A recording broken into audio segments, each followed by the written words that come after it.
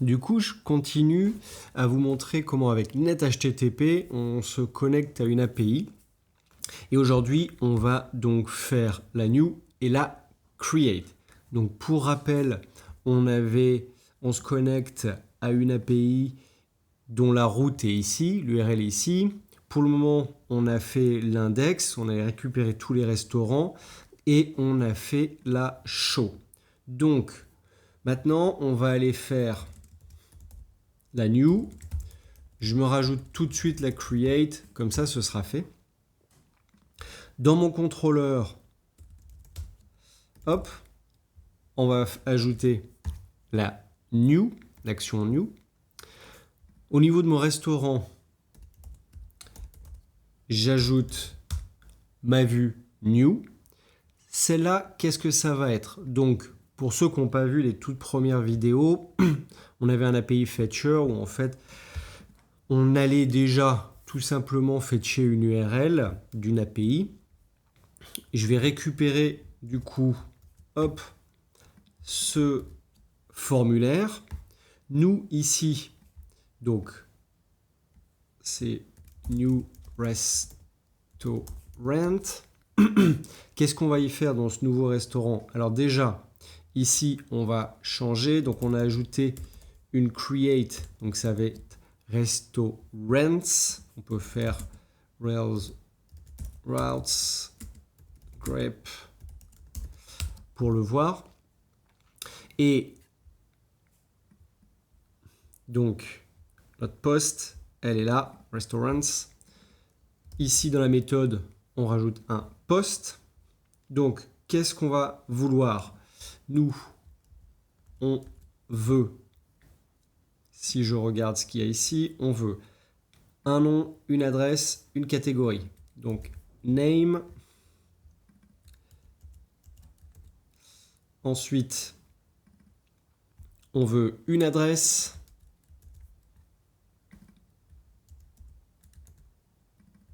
Adresse. Je ne réutilise pas le dernier tag parce que c'est un type password, donc il va être caché. Et une catégorie. Très bien. Ça, je vais plus ou moins réutiliser ça, mais en fait, on aura potentiellement des erreurs lorsqu'on soumet un nouveau restaurant. Par exemple, on le verra, si on ne met pas de nom, ça renvoie une erreur. Donc, je vais juste garder ça et bon, on fera quelque chose de simple. Je renverrai errors, tout simplement. Ça, c'est pas mal. Donc, on a notre formulaire qui va nous permettre de créer un nouveau restaurant. Pour y accéder, on va aller rajouter ici un bouton. Alors, je dois avoir déjà ça quelque part. Link to new. Voilà, ça, c'est très bien. On va le mettre là. Et ici, si je regarde mes routes en bas, c'est New Restaurant.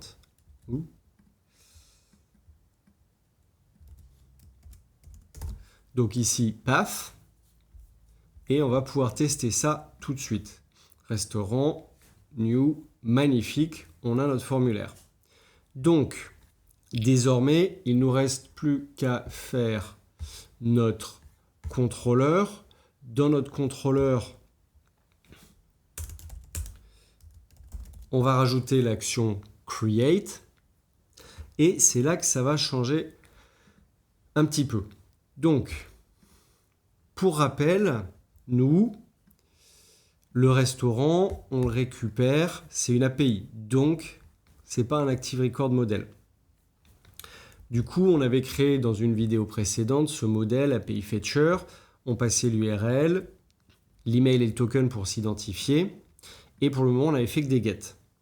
Là maintenant, on va faire une requête de type post. Une requête de type post, il y a un body qu'on voit ici. Donc, ici, post. et on va lui passer un body. Ce body, on va aussi le passer à make request. Donc make request, il faut qu'il accepte un body. Comme j'en ai pas dans le get, hop, je vais en mettre un, c'est un hash vide, il sera très bien comme ça. Ensuite, ici, on prépare notre requête, donc on va continuer de la préparer avec un body. On fait if body.present, donc si j'ai un body, et je vais en avoir un, il faut qu'il soit de type content type application JSON. Très bien. Alors, je vais juste... Paf. Donc, le content type... Hop, on va essayer de sélectionner juste ce qu'il nous faut.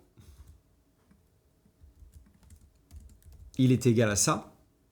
Oups. Très bien. Et ensuite, du coup, je passerai le body qui va correspondre à ça. Donc, je vais faire request.body et body.toJSON puisque on me demande un JSON. Donc, j'ai fait peu de modifications ici. J'ai ajouté une méthode post avec un body. C'est net HTTP post cette fois. Je passe le body. Le body, il est utilisé ici s'il est présent. Et on est bon. J'ai plus qu'à coder mon action create dans mon contrôleur. Pour faire ça, je vais reprendre hop, ce qu'on a ici. Au lieu que ce soit un restaurant tout de suite. Alors, déjà, je vais préparer mon instance d'API Fetcher. Ici, ça prend ma base URL comme d'habitude. Je n'ai pas besoin de changer la base URL puisque c'est bien déjà exactement la même dans la documentation. À partir de ça, je vais pouvoir créer mon restaurant. Donc, sur cette instance de Fetcher, je vais appeler la méthode post qu'on a codée ici et il faut que je lui passe un body. Mon body, qu'est-ce que c'est? Eh bien, hop, c'est ce hash qui est ici dans la documentation. Du coup, une fois que j'ai ça, hop, je mets un petit peu, voilà, comme ça on y voit un peu mieux. Moi, c'est quoi ce new restaurant, ce name? Et bien tout simplement, c'est dans mes params name. Après du coup, ça va être facile. Adresse et catégorie. Donc là, j'ai créé mon restaurant. Maintenant, j'ai plus qu'à gérer les erreurs. Donc, si le restaurant, je trouve une erreur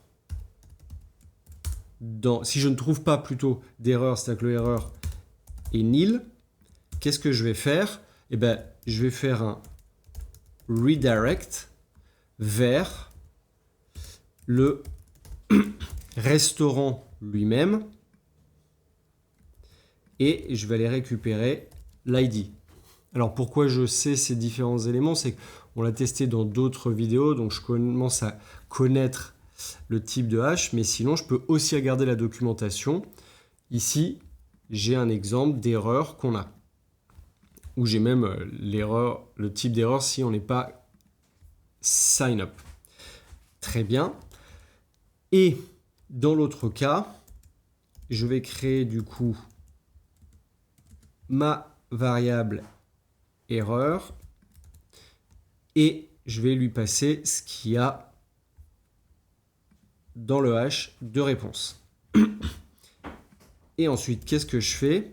Je fais render new pour revenir sur new Et si je veux récupérer mes erreurs, vu qu'on est sur Rails 7, il faut absolument que j'écrive unprocessable.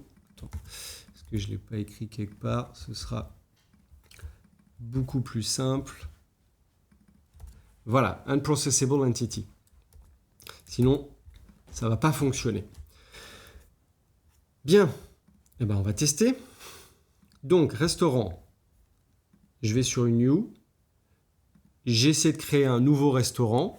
J'ai bien réussi à récupérer les erreurs. Il me faut un nom, il me faut une adresse, il me faut une catégorie. Donc, le nom, on va mettre Petit François, c'est un resto. Hop, on va mettre Nantes. Et la catégorie, il faut absolument que ce soit dans une de ces catégories-là. Donc, French. Fetch. On a bien créé notre restaurant Le Petit François à Nantes, catégorie French, et tout ça dans notre contrôleur qui ressemble à un contrôleur assez standard de Rails, à la différence près que comme ce n'est pas quelque chose que j'inscris dans ma DB, on utilise un modèle API Fetcher qui me permet de me connecter à l'API. Très bien. J'espère que vous avez appris quelque chose. Continuez de coder avec Rails et à bientôt sur Cocoricodo.